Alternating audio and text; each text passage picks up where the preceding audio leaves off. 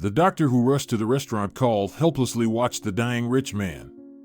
And as the dishwasher barely stepped out into the hall, the workday was nearing its end. Stephen Bailey, sitting at his desk, pushed aside a pile of documents, pushed his glasses up his forehead, and rubbed his tired eyes with effort. The lack of sleep was taking its toll. Lately, he hadn't been resting much at all. 3 hours, sometimes 4. And although the reason for his sleepless nights was more than pleasant, he still had to feign alertness at work and make an effort not to nod off. "Megan, coffee, black, no sugar," he shouted. A pretty face, that of the new secretary, peeked through the partially open door immediately. "Stephen, did you call me?" she asked. He looked up at her. "Yes, sorry, Agnes, still not used to it." "It's okay." "So, coffee for you?" "Yes, black, no sugar, and strong." He really wasn't used to it yet. That's for sure. He wasn't used to and wouldn't get used to having Agnes Smith, a quiet, fair-haired woman, sitting in the reception area instead of Megan Davis, the blonde bombshell. Agnes was solid, collected, and reliable. Honestly, one should pray for Agnes. He swore he had never had a more diligent, organized, and smart secretary. And he, ungrateful wretch, couldn't even remember her name. But, on the other hand, it wasn't his fault that she was so unremarkable. Kind of grayish, even. No, not even gray, transparent. Instantly blending into any environment. And after half a minute, you don't even notice her. She should have been a spy, not a secretary. It's even offensive. Such a nice girl, and she probably doesn't even have a boyfriend, let alone a husband. Well, men don't notice girls like her. They look right through her. "Your coffee, Stephen," the girl said, returning to the office with a tray in hand. On the tray was a cup of the coveted beverage and a bar of dark chocolate. What a treasure she was. She even remembered his little weaknesses. Clever girl. "Thank you, Agnes," he sincerely thanked her with a smile. "Remind me not to forget to give you a bonus at the end of the month."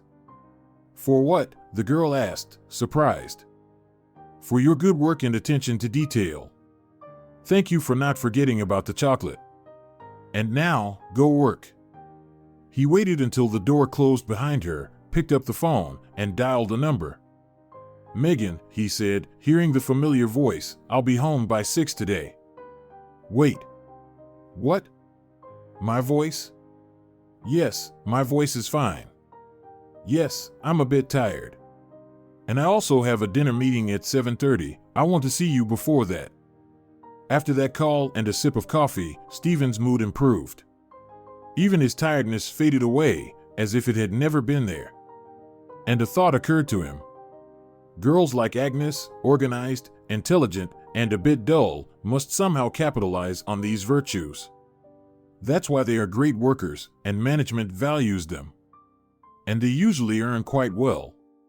But those like his Megan, well, let's be honest, you couldn't think of a worse employee. Lazy, forgetful, scatterbrained. She created such a mess at work that even with all her abilities, Agnes only managed to sort it out after 2 days. But she's such a beauty, you can't take your eyes off her. And what a voice, honeyed, purring, could listen to it forever. So, she too is realizing the gifts nature has bestowed upon her. Not at work, of course, she's not fit for that. There's just this division. There are beauty queens and there are honest toilers.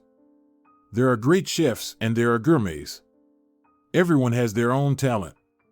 And life throws opportunities at us to use that talent for maximum benefit, both for ourselves and others. And that's why Agnes is his secretary and Megan his fiancée. And she's waiting for him today by 6.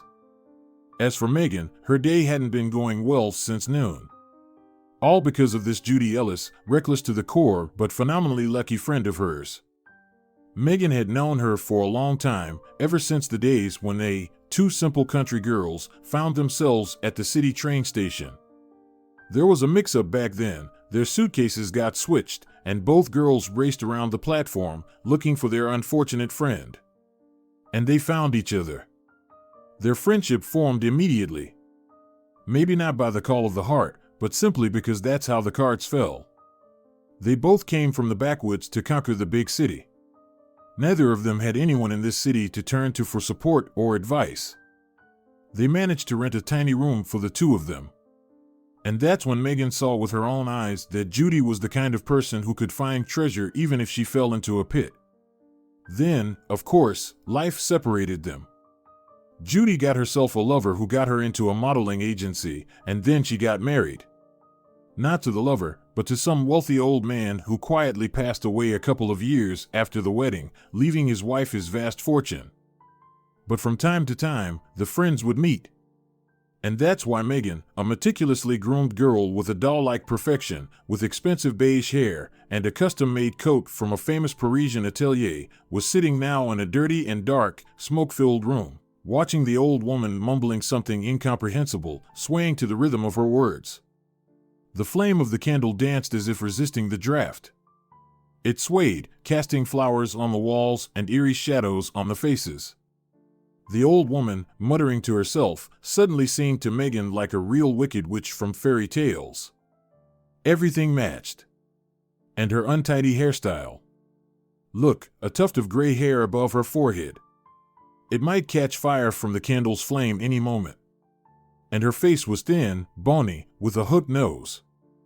And the wrinkles were such that they didn't resemble human wrinkles. More like cracks in dry, clayey soil that hadn't seen rain in a long time. The old woman cast a quick glance at her and continued mumbling.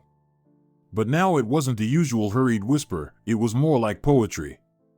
She spoke in a sing-song manner, but Megan couldn't catch any words or a specific melody. It's strange, isn't it, she continued musingly, when I first came here, the old woman seemed so ordinary. That was true. A simple door, covered in cheap faux leather. You hardly see those nowadays, everyone hides behind iron doors. And what faux leather it was, oh my, all peeling off, somewhat reddish. Yes, no one bothered with repairs here for a long time. But what was true, the door surprisingly harmonized with the shabby hallway. A shabby hallway with an unforgettable specific smell of damp concrete, with walls half painted green and covered with graffiti by the local savages. And oddly enough, it was calming. Megan remembered, as she made her way here, her heart sank to her heels 10 times over. There was something frightening about it, and it left a feeling of absurdity. Yes, absurdity in which she had somehow voluntarily agreed to participate. Because real witches don't live in ordinary city apartments openly and calmly seeing clients. Witches, they hide from people in forests, in Judy's very thicket, and hear what? She and her friend Judy were sitting in a cafe, sharing their female troubles, and Judy would suddenly say thoughtfully, "I have this acquaintance." Well, so what? Megan was surprised. "I have acquaintances too. Or are you hinting at something?" Judy shrugged vaguely and frowned. "Will you laugh?" she clarified. "Because if you do, I won't tell you anything." "I won't laugh," Megan promised. "So what did you want to say?" Judy leaned across the table, getting closer to her friend, and whispered quickly and fervently, "Listen, she's a witch." "Who?" Even though Megan had promised not to laugh a minute ago, she couldn't hold back a smile. "Judy." "Don't interrupt.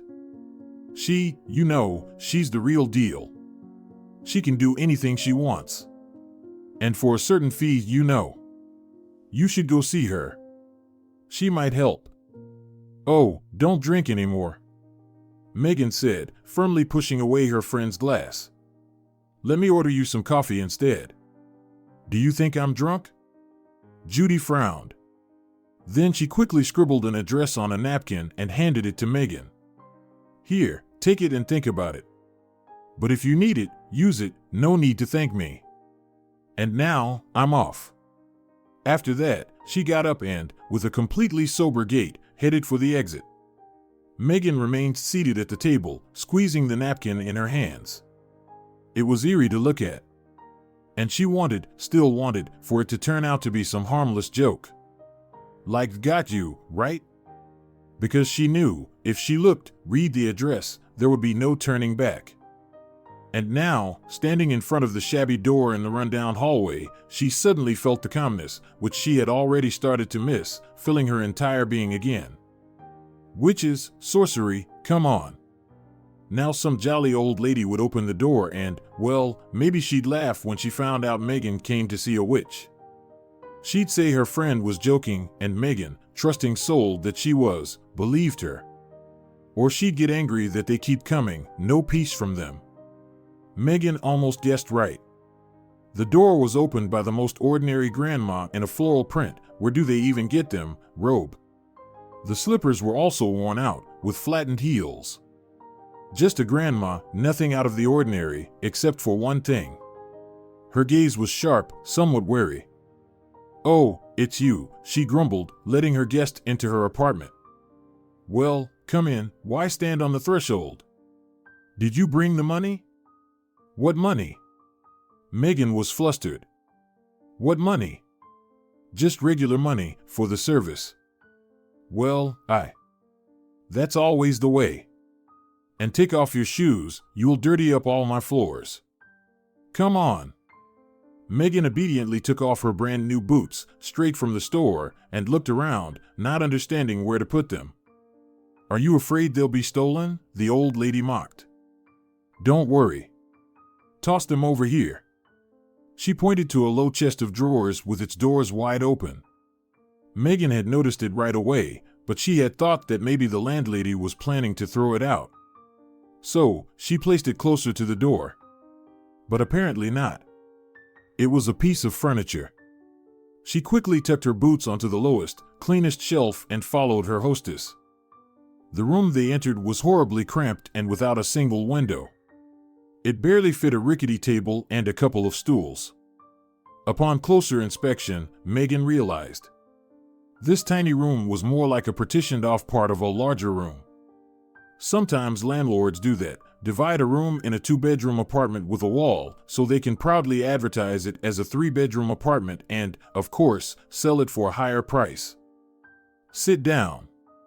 From a drawer in the table, she pulled out a candle stub, a saucer, and something else wrapped in a rag.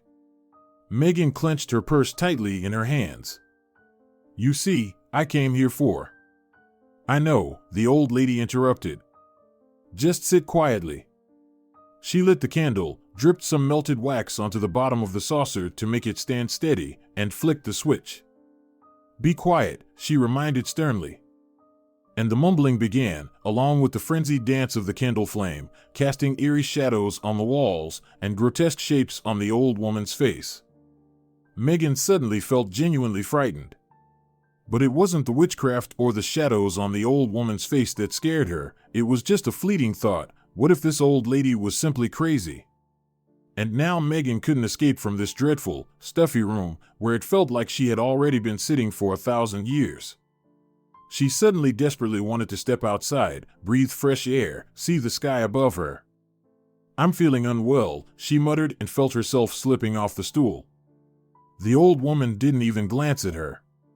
She continued muttering, chanting her spells, swaying back and forth like a pendulum. Megan tried to stand up, only to collapse unconscious onto the dirty floor. She came to as cold water splashed on her face. Megan startled and saw the old woman leaning over her with a glass in her hand. "Weak as anything," she grumbled in the same tone. "But it's done. Get up. Everything's ready." "What's ready?" Megan asked weakly. "What's needed?" "You'll find it in your bag, wrapped in the cloth. Unwrap it at home, and then give it to your man. Put it in his pocket, in the lining of his jacket, wherever you can." "And the money?" "I took what I needed already. Now go." Megan managed to get to her feet, her knees trembling. The landlady pushed her towards the door. Mechanically, Megan retrieved her boots from the chest of drawers. It wasn't until she had descended 2 flights of stairs that she realized she was still holding them in her hand. Outside, a fresh breeze greeted Megan. Her mind began to clear. She sat down on the roughly constructed bench by the entrance and started putting on her shoes. An elderly woman who had followed her outside gave Megan a scornful look. "Another one," she muttered and walked away. Megan watched her go. "What a place. You either faint, forget to put your shoes on, or some pensioner can't go about her pensioner business peacefully without throwing some nastiness your way." She couldn't wait to get out of here. To get to the clean, well-maintained center, to be home. Best of all, right at her own house. Where the hallways were clean, floor cleaning products smelled nice, and the concierges greeted you with a friendly smile. Megan sat there, lost in pleasant contemplation for a few more minutes, then pulled out her phone from her purse and called a taxi.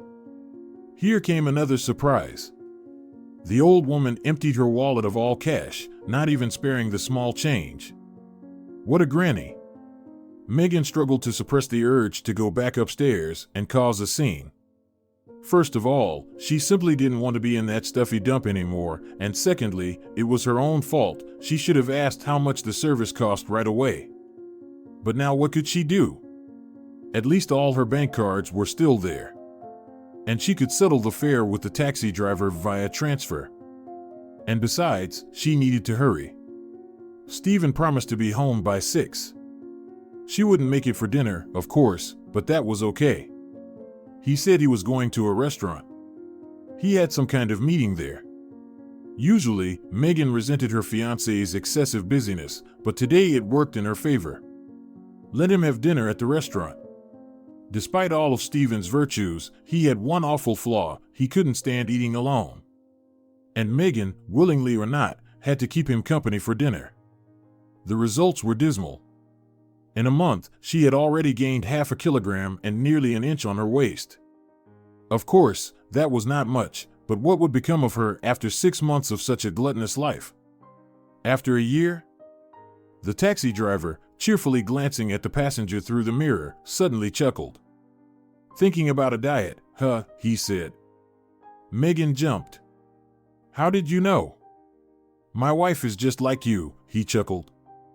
Whenever she thinks it's time to lose weight, her face instantly gets all sad and looks as if she's already hungry. She smiled politely, but still couldn't grasp what he found funny about the situation. Although, perhaps he loves his wife just the way she is, chubby and rosy-cheeked with her plump sides, and that's why he's laughing. And she supports him, chuckling along. And then they go together to eat fried potatoes. Good for them. But for Megan, every centimeter counted and every extra gram of weight. And how could it be otherwise? She's not a complete fool and knows she and Stephen are different. Besides her beauty, she has nothing else to offer him. She doesn't read books, she watches women's TV shows, but what man finds that interesting? She has no hobbies, and, let's be honest, she doesn't like to work. So all she has left is her beauty. So she needs to take care of that. "But you don't need a diet," the taxi driver continued to banter. "I understand, there are some people, oh my. Another time you arrive at an address, and it's like. You sit there, afraid of how it'll fit into the car. But with you, everything's in place. And if your bones aren't sticking out, well, that's even better. A guy isn't a dog, after all. Just stop it." Megan pleaded, as if she needed to hear the tactless compliments from this driver. He probably even expects a cash tip. "I don't have cash," she said as she got out in front of her building. "Take a transfer." The concierge smiled at the sight of Megan. "Megan, hello, hello. What a beautiful coat you have, my word. It looks like it's from Paris." "It is from Paris," Megan replied wearily. The exuberance of the concierge was nice, but she still wanted to be alone.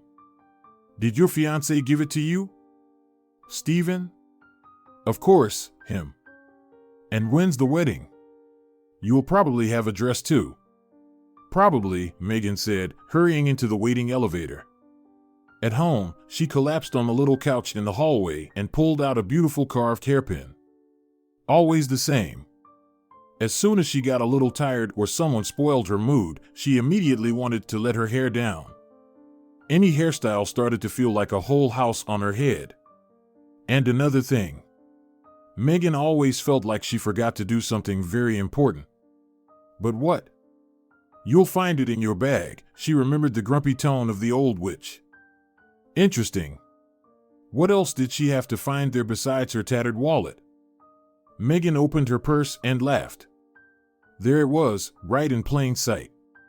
Something wrapped in cloth that she needed to slip into Stephen's pocket or jacket. She carefully pushed aside the fabric with her pinky finger and raised her eyebrows in surprise. Inside was a long sewing needle. Quite ordinary, really. Her mother called such needles gypsy needles. And where would she put it? The doorbell rang, and Megan quickly tucked the needle back into her purse. She glanced in the mirror, putting on the appropriate expression of joy and anticipation. Coming, Stephen, she sang out, hastily shedding her coat. There was no need for him to know she had just come home. And especially not where she came from.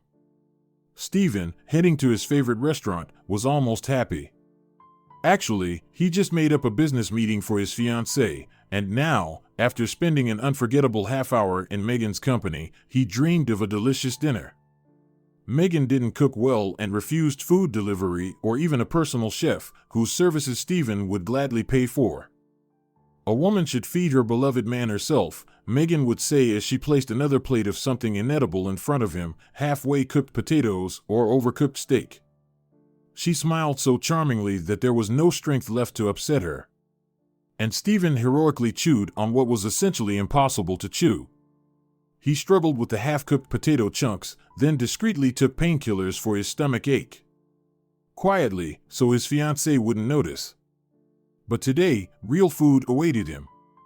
And, honestly, he was glad about it. Meanwhile, people were slowly starting to gather at the restaurant. Waiters hurried around with trays, and the kitchen smelled so delicious that it made your mouth water. Full of happy anticipation, Stephen stepped into the hall and hesitated. The hall he expected to see bustling and filled with smartly dressed people was almost empty. Only in a corner, not far from the kitchen, some old man was lazily poking at a dessert. And there was a little girl, about 7 years old, sitting on a high stool at the bar, sipping lemonade through a straw. She must have been the old man's granddaughter. The bartender, catching the visitor's bewildered look, smiled understandingly. It's Monday, Stephen. People come in later during the week.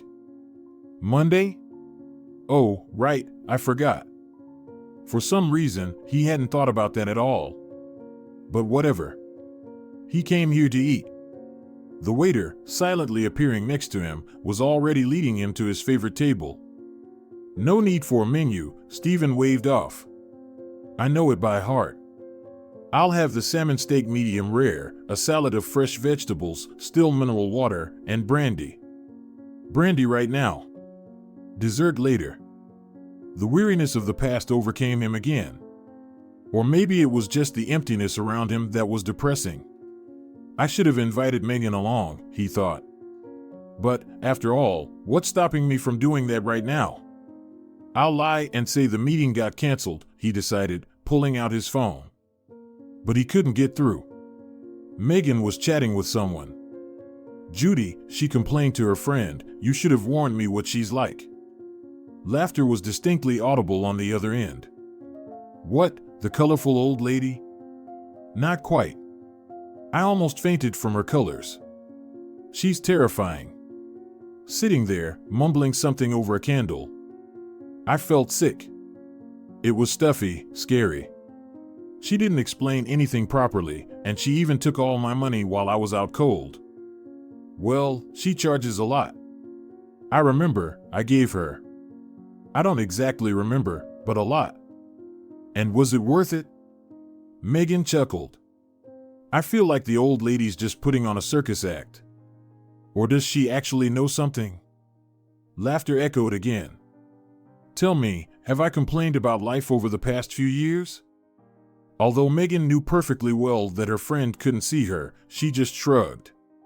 With Judy's luck, what was there to complain about? Everything in her life just fell into place. Well, you're just lucky, she vaguely replied. But about this, Judy's tone instantly shifted from light and cheerful to serious and even chilly, as if she invisibly, but palpably, pushed her friend away at arm's length. I need to know. Me, not you, Megan. You think money just rains down on me for my pretty eyes and heartfelt thank yous? Doesn't it? Megan felt the blood rush to her head. Was it Judy's admonishing tone or her audacity? After all, Megan knew perfectly well where her friend's money came from and how she got it. She had hoodwinked an old fool who probably hadn't thought about women for the last 20 years. And here comes this young girl, fresh as a daisy, hanging herself around his neck. How could one resist? Megan was already on the verge of blurting it all out without a second thought, but Judy beat her to it. Don't worry so much. Your Stephen will kick the bucket, he's not going anywhere. And everything will be yours. How will he kick the bucket?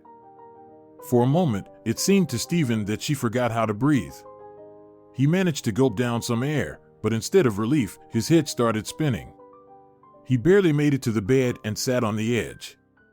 But apparently, none of this bothered her friend. Remember what we talked about in the cafe today? No?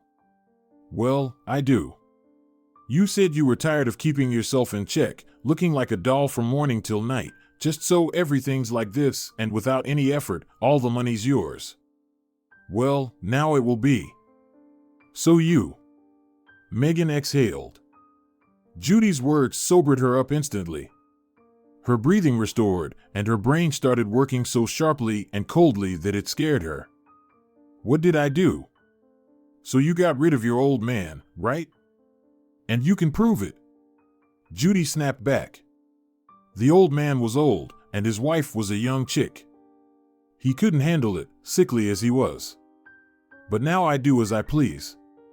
And all his money. Well, you'll soon understand what it's like. You'll be thanking me later. You fool. Megan screamed. You're a fool. We're not even married yet. If he dies now, I won't get anything. And I already slipped that needle to him. She hung up and paced around the apartment, getting dressed on the go. The restaurant meeting, he said. She had to hurry there. Pull out that needle and then. No, wait, which restaurant to rush to? Stephen didn't tell her. Megan grabbed the phone again and dialed her fiancé's number, but there was no answer. Stephen lay on the restaurant floor, his face as pale as fresh plaster. The ambulance doctor sat next to him on the floor, repeatedly checking his pulse. But his face expressed complete helplessness. How did this happen? He repeated for the 100th time. I don't understand. His pulse went crazy. Looks like a heart attack, but it's definitely not that. We need to get him to the hospital. But will we make it? Wait, suddenly said the little girl at the bar. Wait a minute.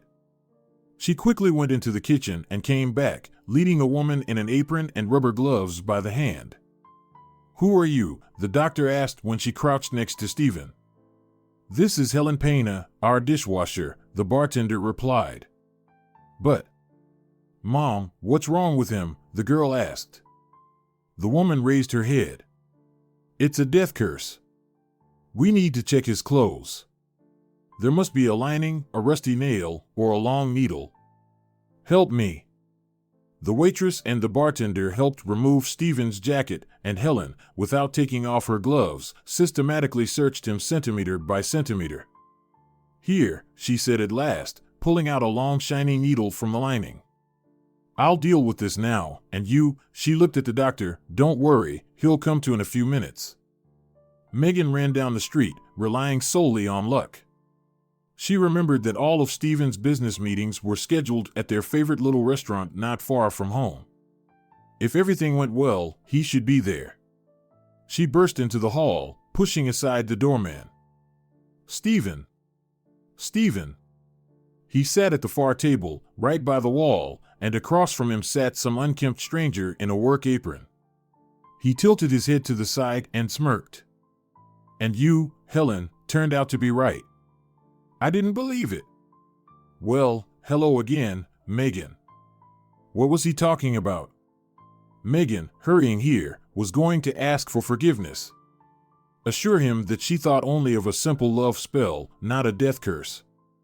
It was all nonsense, really. She never believed in such things. But now everything seemed different. And perhaps, if she played her cards right, he would be the one asking for forgiveness. You can win in any game, her old man used to say, a card shark who had hidden away in their village from creditors. The main thing is to play with intelligence, with consideration, with what you have. Hello, Stephen, she said coldly. And you, miss, I don't know your name, hello. Am I interrupting something? You have a date here, Stephen, and here's the bride, out of the blue. Why would you be interrupting? Stephen smiled, but it didn't feel right, not in a friendly way. Actually, maybe you can tell me about that needle, the one that had me half dead until they saved me? What needle? Megan feigned innocence, already realizing it was futile, she couldn't pull it off. And sure enough, Stephen shook his head. Why did you come running here then, if you don't know what's going on? She couldn't play her cards intelligently. Well, then, now she could only hope that luck would be on her side. Megan. Stephen paused and looked her straight in the eye. Into the blue abyss, where fear and despair roamed. Do I need to tell you that we're not engaged anymore? Please, return the keys to my apartment. Then send me your new address, and I'll send you your things. But Goodbye. Megan lowered her head. She knew Stephen well enough. Once he made a decision, he didn't look back. She slowly made her way to the exit. There was no pain. Just a burning anger that now she'd have to start all over again. Get another job, mingle among people again, looking for a suitable fiancé. Will it work out or not? She was nowhere near as lucky as Judy. She wouldn't disappear without a trace.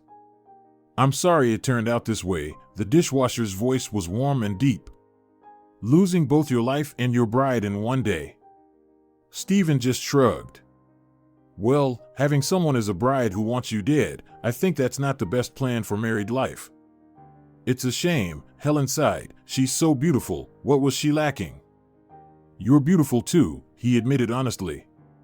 In this Helen, of course, there was little of Megan's sophistication. And her beauty was peculiar. Not like Megan's luxurious, like whipped cream, but laconic and calm. Straight brows, large gray eyes. Prominent cheekbones, but in moderation. Lips not too full, not too thin, but just right for a face like hers. And beautifully outlined, as if by a sculptor. Truly beautiful, he continued. I used to dabble in drawing in my youth, even completed some courses. And let me tell you, a face like yours is a godsend for an artist. It's so perfectly proportioned, you could be a model. I actually was, she laughed. Not for long, though. My father was an artist. Your father? Yes. He passed away several years ago. And also from such a needle? Stephen guessed. Yes, Helen's face turned sad, as if a shadow had fallen over it. But I couldn't help him. I found the needle after he had passed away. What happened next? How did you find out that this needle was to blame for everything? Helen closed her eyes. The memories were heavy, and she didn't want to revisit them. How do you sum up in a few words that her father, though born out of wedlock, cherished her as his beloved daughter, pampering her from early childhood and wanting no other children? Her mother died early, but still, Helen never felt lacking in love. Her father took care of her as if they were two instead of one. Even when she, at 17, barely an adult, fell in love and became pregnant, my father just waved it off. Don't worry, my dear, we'll raise the child. A baby is a great joy, and you'll have plenty of time to find your true love. And so we lived. A year after the child was born, I started studying. My father even paid for a nanny so I could attend lectures without worry. In short, as they say, there were no signs. Helen fell silent. And what happened next? Stephen encouraged her. Keep telling your story. And then, she said, my daughter Evelyn turned 2. That's when my dad came home, happy and excited, saying, Helen, I think I found my true love. Of course, I was thrilled. My dad was such an interesting man, so many women admired him. But all he cared about was his work and Evelyn and me. But when I saw her, do you understand?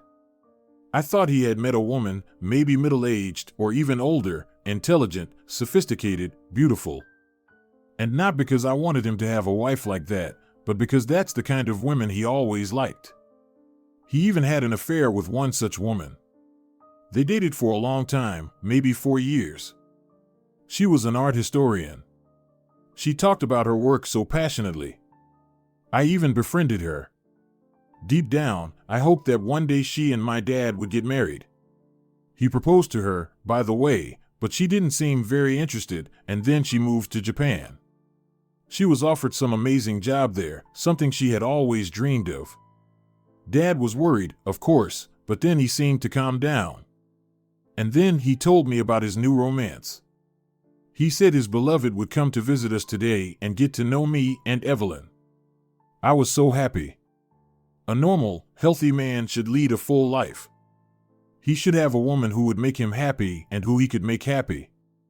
But what awaited me was a real shock. I expected anything but this. I think even if he had met someone older than himself, I wouldn't have been so surprised. Well, what can you do if it's love, right? And then some girl shows up, all made up, a year younger than me. Younger, you understand? It's madness, having a wife younger than your daughter. But I thought he would see her as a child, or something.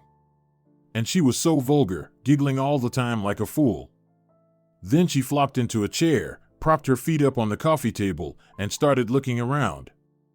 And then she said, your little house is nice, pity it's so small. This, Stephen, she said about our 2-story mansion.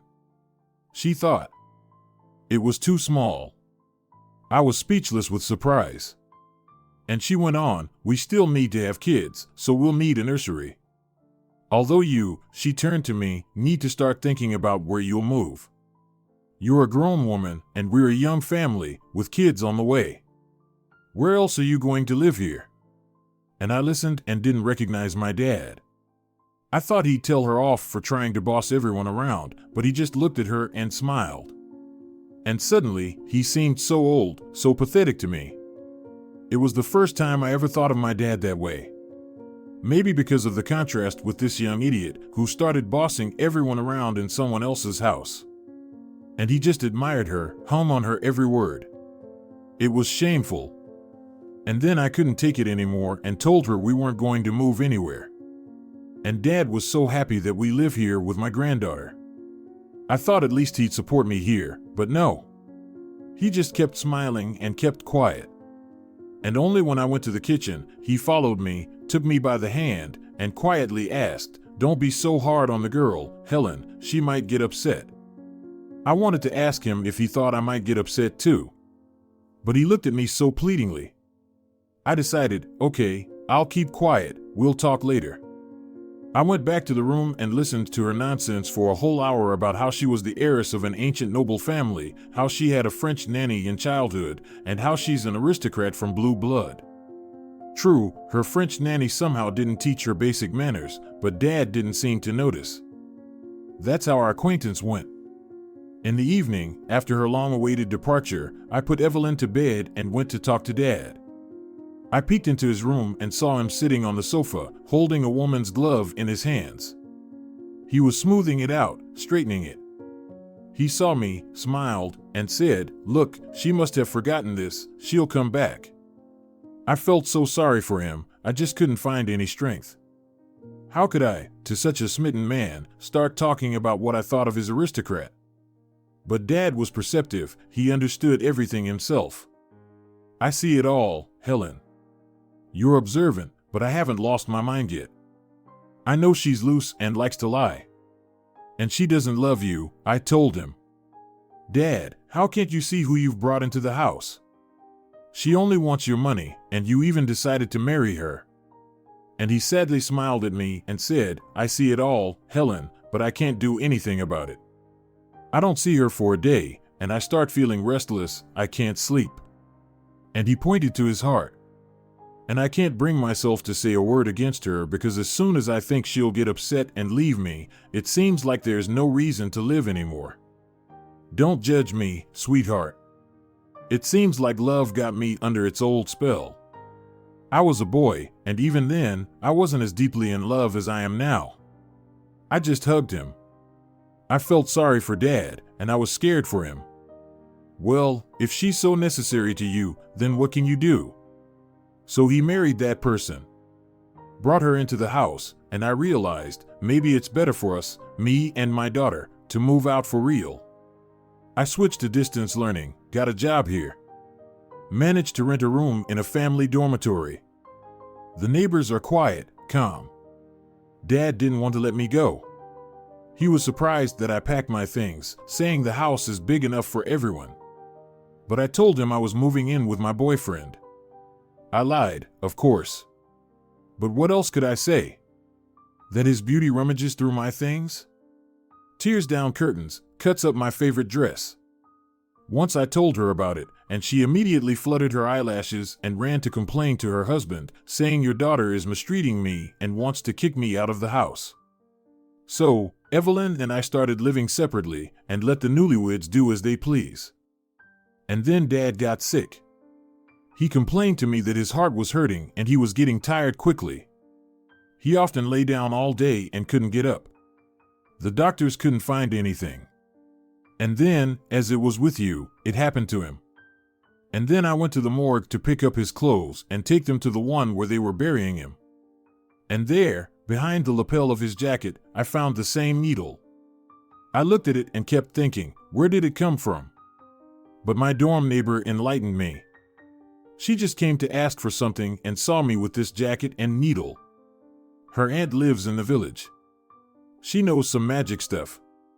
And such a needle, if you enchant it properly, is a deadly curse. I went to see the neighbor's aunt after I buried Dad. She told me a lot. Who this girl was, she even described her, bewitched my dad. That's why he couldn't resist her will. And that's why he didn't live, he suffered. He understood in his mind what she was like. But he still couldn't be without her. And that this needle, enchanted to death, she also planted on him. Not her herself, but someone else, at her request. It's a shame I found out too late about everything. By the way, the widow didn't mourn for a minute. Why should she? She didn't love Dad, and she even made him rewrite the will. She got everything.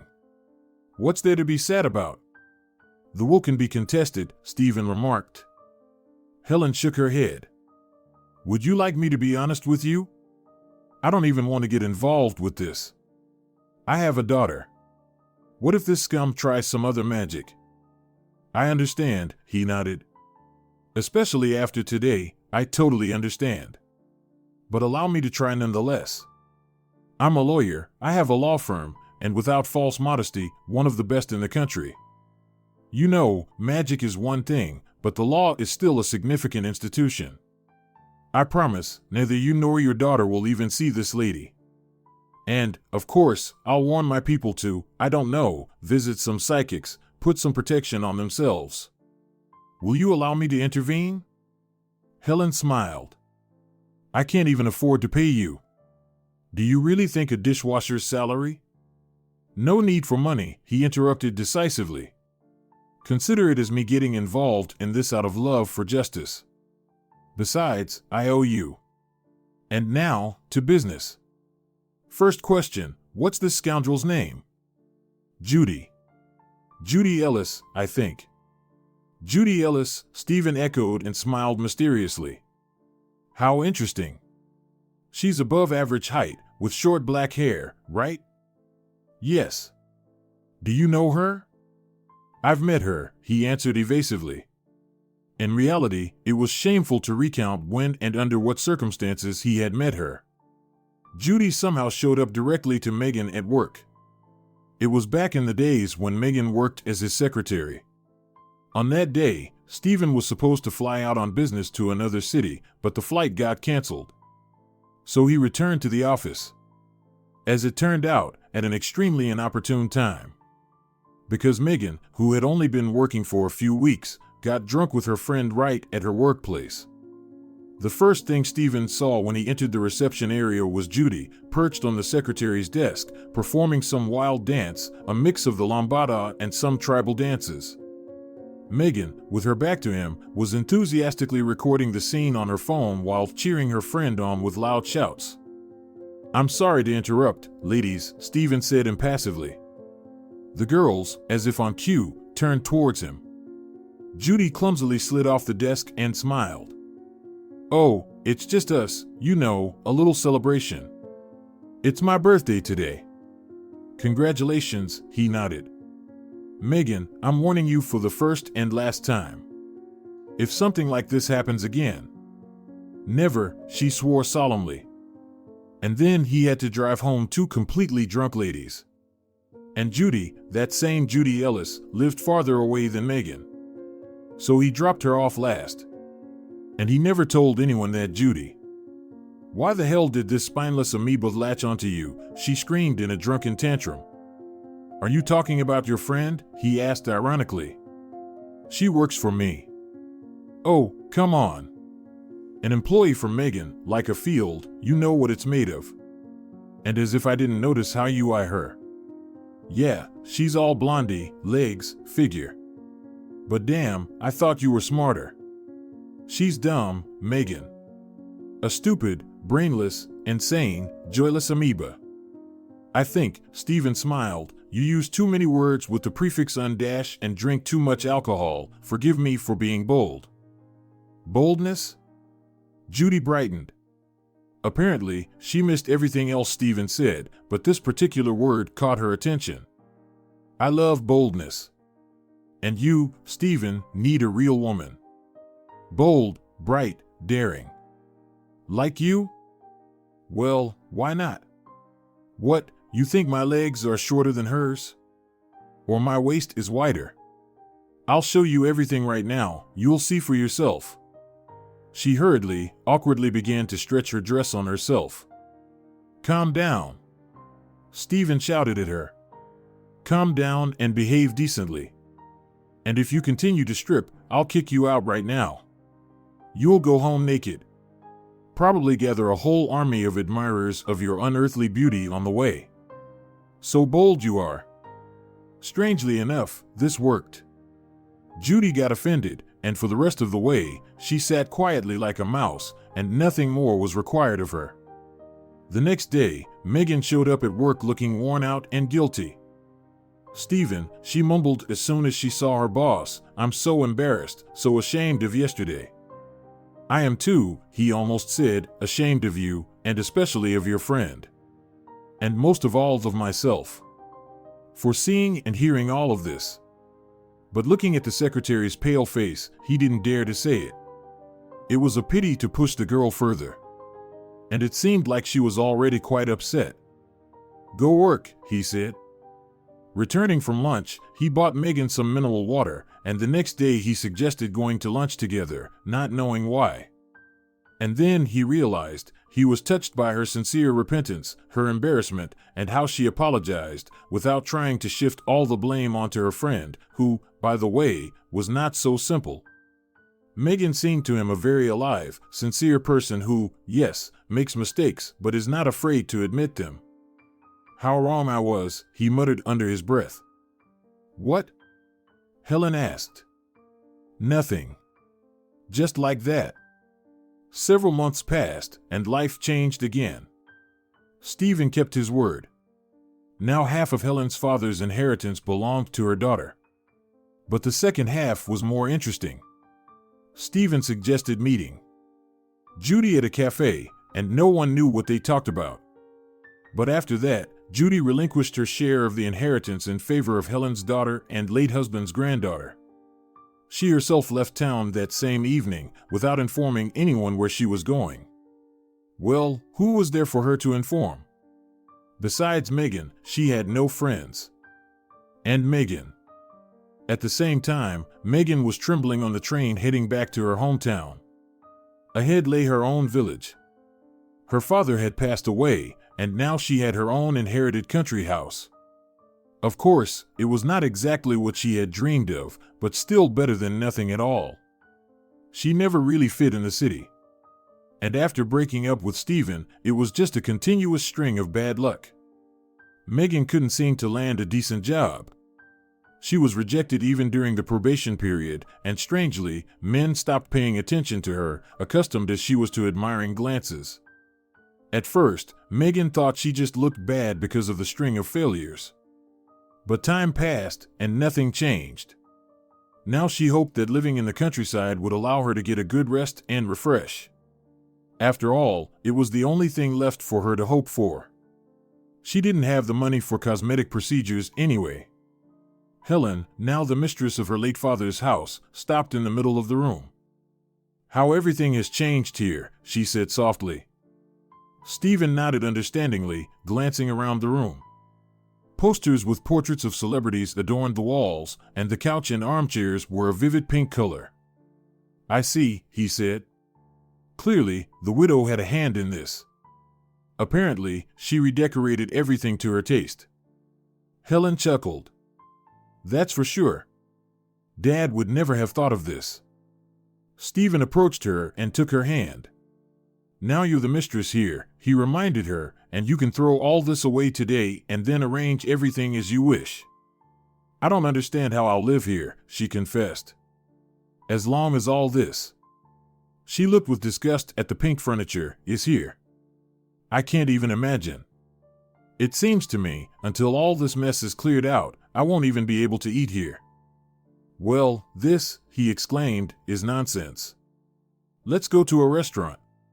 And in the meantime, I'll call the movers, and they'll remove everything that irritates you from here. Then it'll be easier. I suggest we first choose a room for Evelyn and furnish it.